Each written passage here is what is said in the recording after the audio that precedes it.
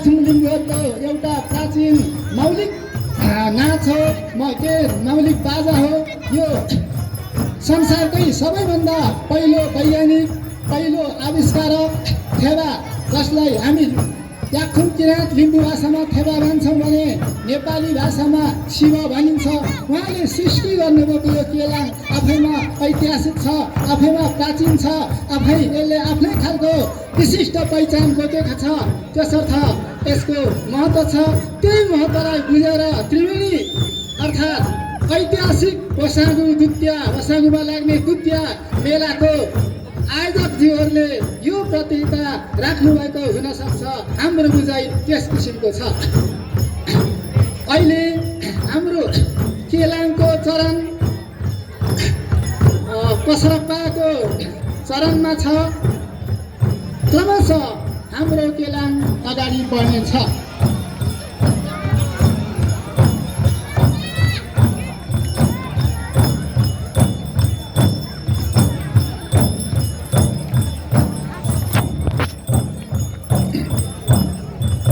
अहिलेको क्रममा केलाङको क्रम अघि बढ्दै जाँदा अघि बढ्ने क्रममा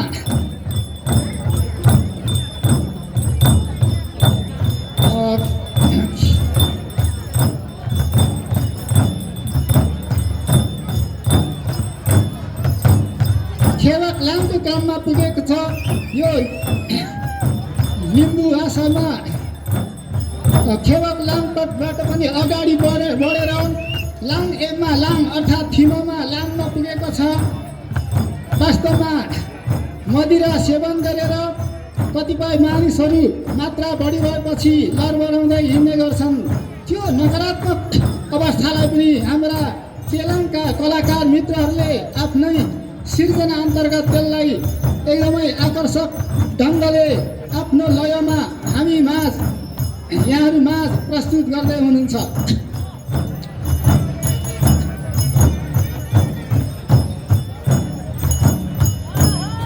वास्तवमा केलाङको आफ्नै विशिष्ट स्थान छ भन्ने कुरा श्रद्धेय महानुभावहरू समक्ष मैले निवेदन गरिसकेको छु। यही विशेषता बोकेको केलाङको क्रममा हाम्रा कलाकारहरूले अझै एक चरण अगाडि बढाएर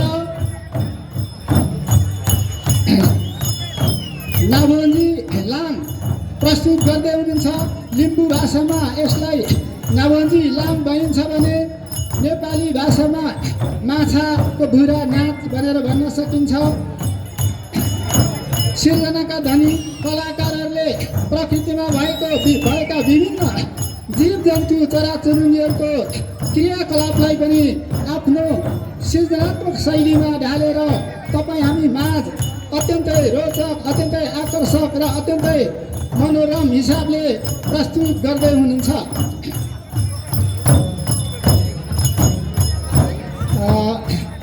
वास्तवमा प्राचीन इतिहास बोकेको यो केलाङ शास्त्रीय सङ्गीतमा आधारित भएकोले यसले धेरै किसिमका बिरामीहरू निको पार्न सक्छ।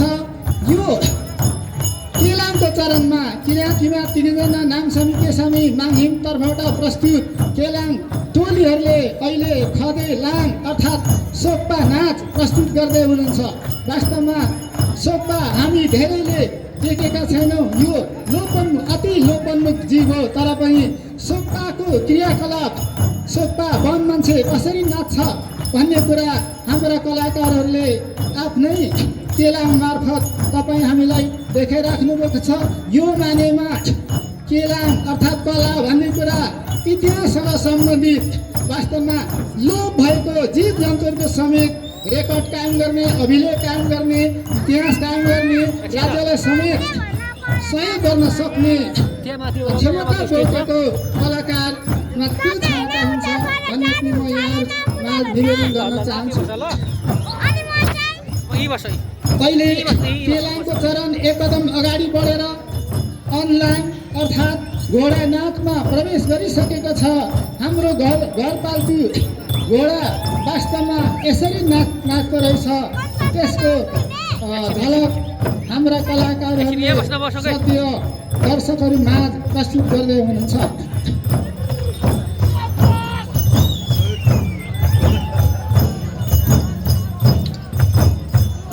यो केलाङ प्रस्तुत गर्ने क्रममा हाम्रा प्रतियोगी कलाकार मित्रहरूले हान्गेक लाङ अर्थात् छेपारो नाचलाई देखाउँदै हुनुहुन्छ। प्रकृतिमा जीवित रहेको छेपारो राम्रो मौसम भएको बेलामा, विशेष गरेर घाम लागेको बेलामा सानो सानो रुखहरूको टुप्पामा, हाँगाको टुप्पामा निस्केर दायाँ बायाँ मुन्टो ढल्काउँदै, कहिले अगाडि मुन्टो झुकाउँदै आफ्नो क्रियाकलाप देखाउँछ, आफ्नो खुसियाली व्यक्त गर्दछ। त्यसैलाई हाम्रा कलाकारहरूले हामी माझ कलात्मक ढङ्गले प्रस्तुत गर्दै हुनुहुन्छ। वास्तवमा यो केलाङले जीवन्त इतिहास, जीवन्त संस्कार, जीवन्त संस्कृति बोकेको छ। कला संस्कृति राष्ट्रको निधि हो, राष्ट्रको अमूल्य सम्पत्ति हो। यसले विश्व सामु कला संस्कृतिले हाम्रो देशलाई विश्वका सामु छुट्टै चिनारी दिने गर्दछ। त्यो चिनारी दिने मध्येमा प्राचीन कला मध्येमा केलाङ पनि पर्दछ। हाम्रा प्रतियोगी केलाङ कलाकारहरूले आफ्नो केलाङलाई एक चरण अगाडि बढाएर चर्फेम्बा लाङ अर्थात् पुतली नाच देखाउँदै हुनुहुन्छ। पुतली वास्तवमा फुलबारीमा बगैँचामा रमाउने गर्दछ, विचरण गर्ने गर्दछ।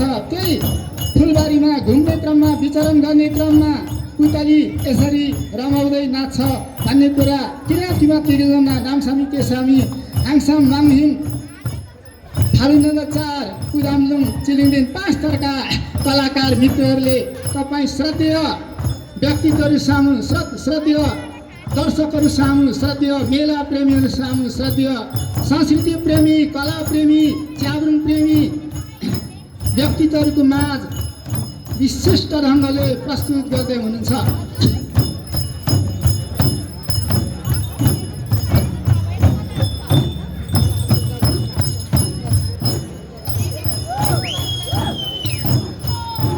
यो केलाङ प्रतियोगिताको क्रममा हाम्रा कलाकार मित्रहरूले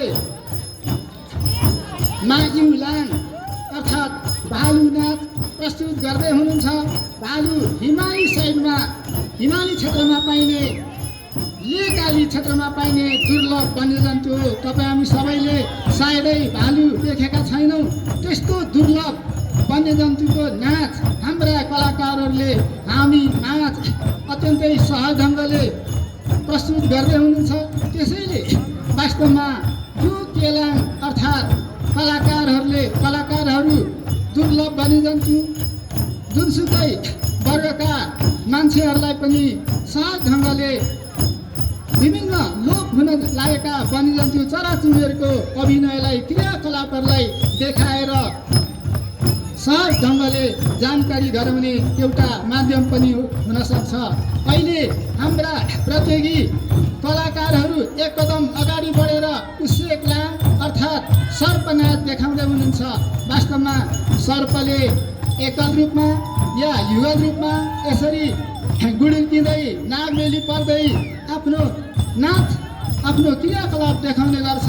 विशेष गरेर अङ्ग्रेजी इङ्ग्लिस लेटरको एस आकारमा सर्प नाच्ने गर्दछ र बिचबिचमा आफ्नो टाउको, आफ्नो फणा करिब 1 फिट जति उठाएर ऊ आफ्नो फणा अर्थात् टाउको हलाउने क्रियाकलाप समेत गर्दछ। यसरी हाम्रा कलाकारहरूले आफ्नो प्रस्तुतिको क्रममा अहिलेसम्ममा लगभग 11 किसिमको केलाङ विधा प्रस्तुत गरिसक्नु भएको छ र अहिले उहाँहरू 12औं चरणमा प्रवेश गरिसक्नु भएको छ। यो चरणमा उहाँहरूले मृग अर्थात् पेवा लाङ या मृग नाच देखाउँदै हुनुहुन्छ। मृग दिनभरि आराम गर्छ अनि बेलुकी लगभग 4-5 बजेदेखि उठ्छ र उसको आफ्नो खुट्टालाई अगाडि पछाडि पछार्दै अर्थात् वार्मिङ अप गर्दै अर्थात् हामी भन्छौँ खेल खेल्नुभन्दा अगाडि कुनै दौडमा भाग लिनुभन्दा अगाडि हामी हाम्रो शरीरलाई तताउँछौँ। यदि शरीरलाई नतताई एकैचोटि प्रतियोगितामा भाग लियो भने हाम्रो स्वास्थ्यलाई नकारात्मक असर पर्न सक्छ। यसरी मृगले यस्तो क्रियाकलाप गर्दछ र मृगकै क्रियाकलापबाट हामी मनुष्यहरूले सिकेको हुन सक्छौँ। हामीले पनि कुनै पनि प्रतियोगितामा, कुनै पनि रनिङमा, भलिबलमा, फुटबलमा भाग लिनुभन्दा अगाडि हामी वार्मिङ अप गर्ने गर्दछौँ, जसलाई नेपालीमा शरीर तताउने, शरीरको अङ्ग प्रत्यङ्गहरूलाई लचिलो बनाउने भन्ने गर्छौँ। यसरी नै हाम्रा प्रतियोगी कलाकार मित्रहरूले आफ्नो प्रस्तुतिलाई एक कदम अगाडि बढाएर तोक्मिबा लाङ अर्थात् हात्ती लाङमा प्रवेश गरिसक्नु भएको छ। ठुलो शरीर गरेको, ठुलो खुट्टा गरेको हात्तीले आफ्नो खुट्टा अगाडि बजार्दै सुँड टाउको हल्लाउँदै नाच्दै गर्दछ। खुट्टा कहिले अगाडि, कहिले दायाँ, कहिले बायाँ गर्दै अत्यन्तै रोचक ढङ्गले क्रियाकलाप देखाउँछ।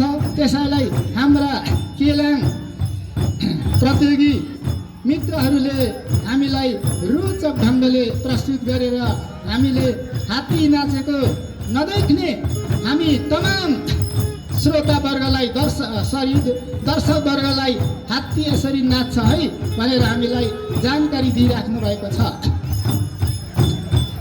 इतिहास कलाहरूमा विशिष्ट क्षमता हुन्छ। जस्तो सुकै चराचुरुङ्गी जीव जन्तुको क्रियाकलापलाई पनि उहाँहरूले आफ्नो सिर्जना मार्फत सहज ढङ्गले तपाईँ हामीलाई खुसियालीका साथ एकदमै आकर्षक ढङ्गले देखाउन सक्नुहुन्छ भन्ने यो ज्वलन्त उदाहरण हो। यो एकदमै राम्रो उदाहरण म मान्न सक्छु। यो केलाङकै क्रममा हाम्रा कलाकार मित्रहरू क्रमशः लगातार विभिन्न जीव जन्तु चराचुरुङ्गीहरूको क्रियाकलापलाई आफ्नो कलात्मक लयमा, कलात्मक शैलीमा देखाउँदै हुनुहुन्छ। यही क्रममा उहाँहरू हाम्रो घरपालतु जनावर, अत्यन्तै हाम्रो राष्ट्रिय जनावर पनि हो गाई अर्थात् पितलाङ गाईनाच देखाउँदै हुनुहुन्छ। विशेष गरेर बन्धुवा गाई ठुकाउने बित्तिकै खुसियालीमा नाच्ने गर्दछ। अझ आफ्नो बाछा या बाछीको साथमा लागेर नाच्ने गर्दछ, जसलाई हाम्रा किराँतीमा चिरिँदैन नाम छन्। त्यसरी बालनन्द 4-5 थरे केलाङ कलाकार मित्रहरूले सहज ढङ्गले तपाईँ हामीलाई प्रस्तुत गरेर तपाईँ हामीलाई मन्त्रमुग्ध पारिराख्नु भएको छ।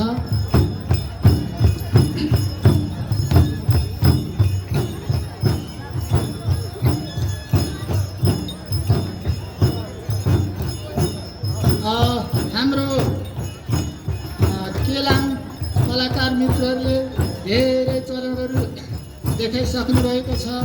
यही क्रममा उहाँहरू अहिले कसरक्का केलाङ, जसलाई केलाङको प्रारम्भिक रूप, सुरुवाती रूप र केलाङको यसलाई प्राण या मुटु पनि भन्न सकिन्छ। यो कसरक्काको शाब्दिक नेपाली अनुवाद पनि अहिलेसम्म हुन सकेको छैन। यो आफैमा मौलिक शब्द हो, यो आफैमा मौलिक केलाङ हो। तर कसरक्काको पनि ठाउँ विशेष, समय विशेष, समुदाय विशेष, मान्छेले आफ्नै रुचिअनुसार आफ्नै लयमा, आफ्नै शैलीमा ढालेर यसलाई केही कलात्मक, यसलाई केही आधुनिक पनि बनाउन सकेको छ। त्यसरी नै हाम्रा कलाकारले पनि यसमा केही मौलिकता थपेर छुट्टै ढङ्गले प्रस्तुत गरिराख्नु भएको छ।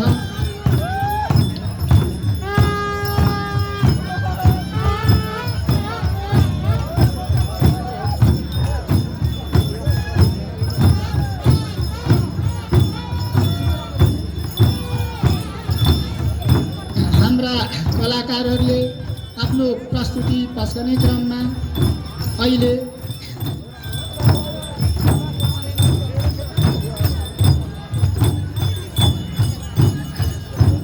ख्याप्सा लाम अर्थात् कुकुरको छौरा विशेष गरेर अगाएपछि तृप्त भइसकेपछि यस ढङ्गले नाच्ने गर्दछ। त्यही कुकुरको नाच, हाम्रो घरपालतु जनावर कुकुर नाचेको हामीले राम्रो वास्ता नगरेको हुनसक्छ, तर वास्तवमा कुकुरको छाउरा यस ढङ्गले हाम्रा कलाकारहरूले प्रस्तुति दिनुभए जस्तै गरेर नाच्ने गर्दछ।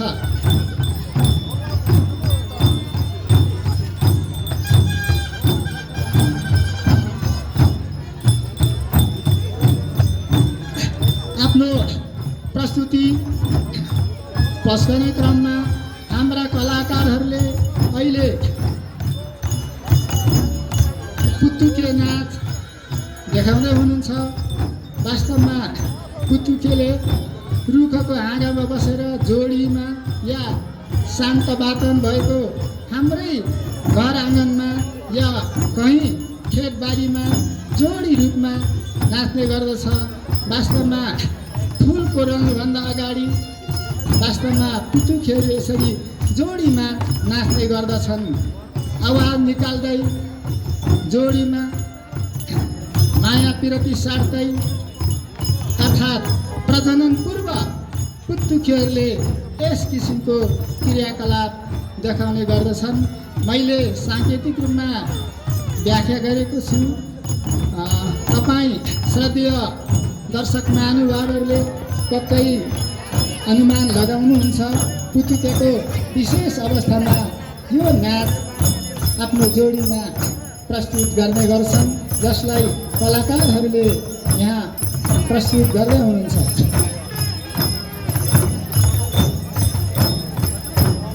आफ्नो प्रस्तुति दिने क्रममा अहिले कलाकार मित्रहरूले पेरवा नाच प्रस्तुत गर्दै हुनुहुन्छ। पेरवा लाङ या किराँत याखिन लिम्बू भाषामा परेवालाई पेरवा भनिन्छ।